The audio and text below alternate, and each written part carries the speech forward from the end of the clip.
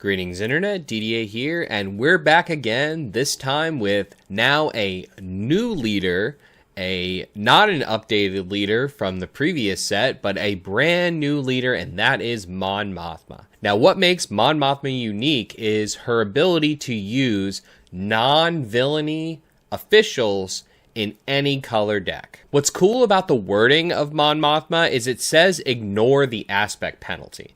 So it actually doesn't matter how much of an aspect penalty you have, which is I think where the kind of the base of this deck was created. And I do have to give a shout out to my teammate Dave as well as Bill for the countless discussions that we've had on Mon Mothma. Now, most of this is theory crafted on my end. I kind of took Dave's list and then I made some modifications. He made some modifications to his list based on my suggestions. But our lists are very different and we have some differences of opinion on how the best version of this deck looks like. But the basis of the combo is, of course, Chancellor Palpatine double yellow allows your tokens to enter play ready. With the new spy token being an official and also having 2 damage, that gives incredible damage potential and combo potential for officials and pushing damage with the raid 2. Once you think to yourself, okay, I'm gonna want to pretty much always play Chancellor Palpatine on 4, then the deck opens up and you see other plays that the deck can make become much, much better. I know you're staring at that Chancellor Palpatine villainous card. I just told you that that villainous aspect does not apply to Mon Mothma's power. That means, yes, you are paying 5 for the Chancellor Palpatine card that is the villainous green. However, the advantage that you gain is this kind of unity burst where you're deploying Mon Mothma, automatically plotting Chancellor Palpatine to play 3 units in addition to Mon Mothma, giving your spies Sentinel, potentially protecting your Chancellor and Mon Mothma that turn. Hopefully at that point, they could only kill one of the spies.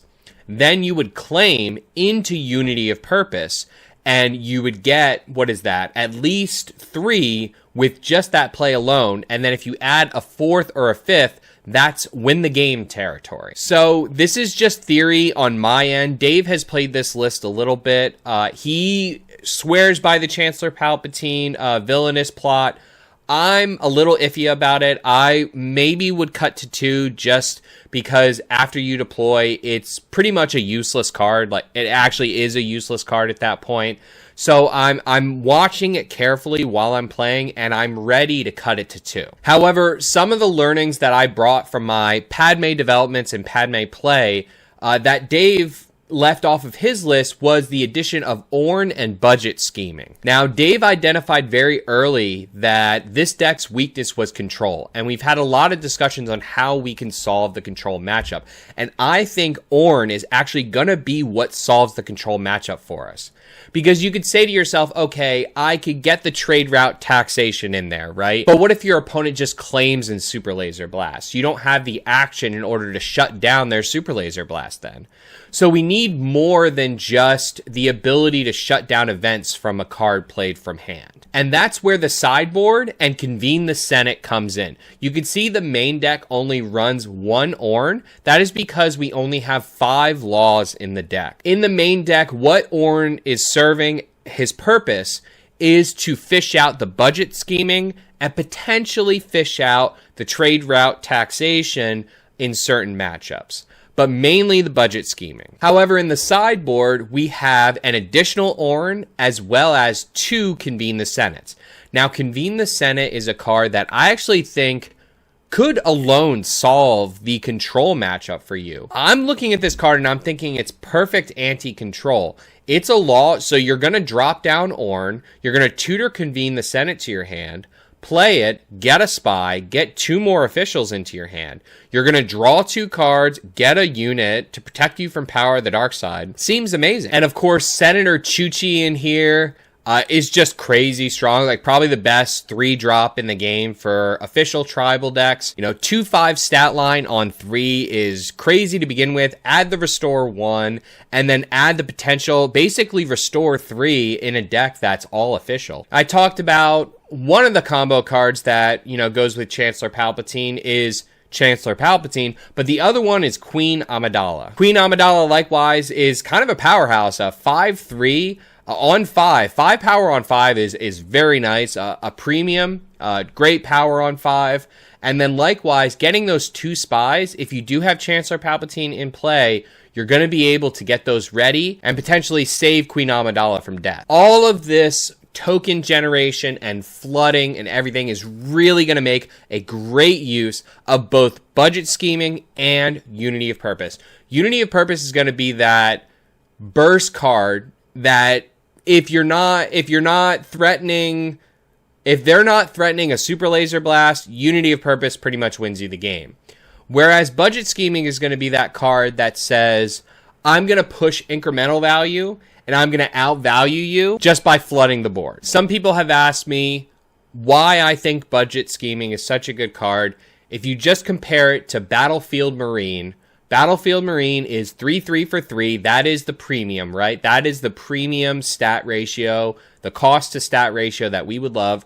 2 for 3/3, and that is exactly what you're getting with budget scheming, but it's even better because it's going on units that are likely ready. So it's actually like you're getting a ready Battlefield Marine for 2 cost. Add in the fact that you can add it to any of your officials. You can start to do kind of crazy combos, get burst damage in, and be able to push in high numbers while going wide. It's giving you both. I talked about how strong Renowned Digitaries were in the Padme video. Well, they're actually even better in Mon Mothma because Mon Mothma loves you to play all this token generation. You're going to have all these spies and all these officials, and you're going to be able to heal for well over 10. And of course, Lando has a place in here. Now, one of the things that I did drop out of Dave's list that I do not like is I dropped out Timely Intervention. That's a difference between Dave and my list.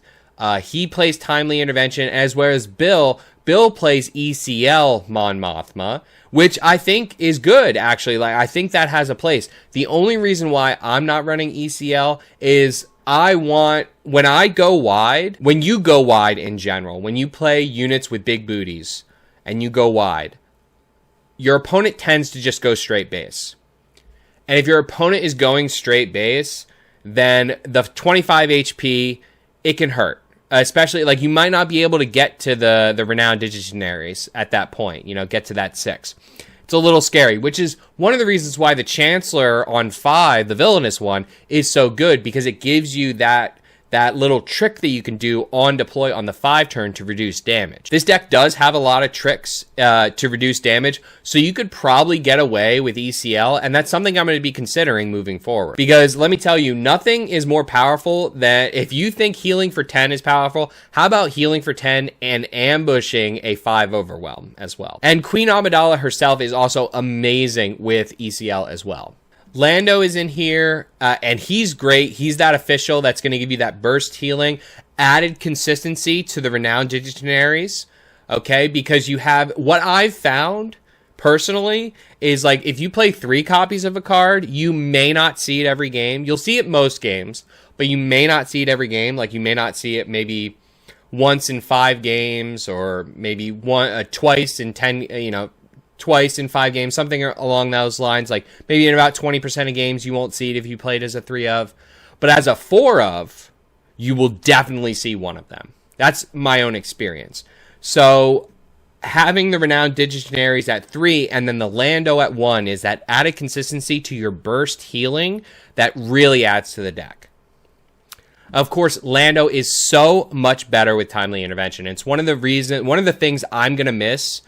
I will try to work back in Timely Intervention, but it's just something I'm considering. Potentially, you could drop a trade route taxation for it, but then is Ornn good enough with only 4 law in the main deck? I actually kind of want more law in the main deck. I kind of want to convene the Senate in the main deck just for added consistency.